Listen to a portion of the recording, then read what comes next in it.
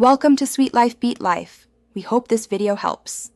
You start by importing the vocal into a new audio track and immediately set the project tempo to match the original performance.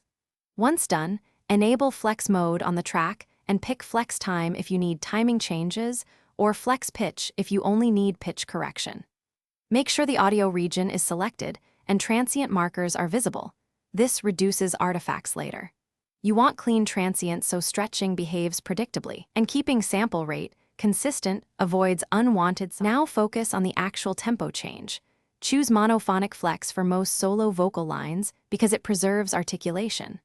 Once selected, set the region to follow tempo if you want it to adapt to project tempo changes.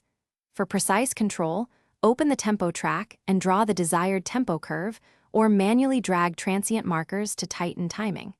If you need extreme shifts, use time and pitch machine for higher quality resampling. It's slower but yields cleaner results. Finish by committing the changes. Bounce in place or export the processed region so CPU load drops and you can treat the vocal like any other clip.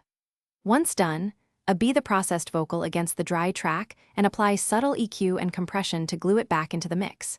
If you hear warbles or artifacts, make smaller tempo adjustments, switch to time and pitch machine, or split lines and process shorter segments. This reduces artifacts while keeping timing natural.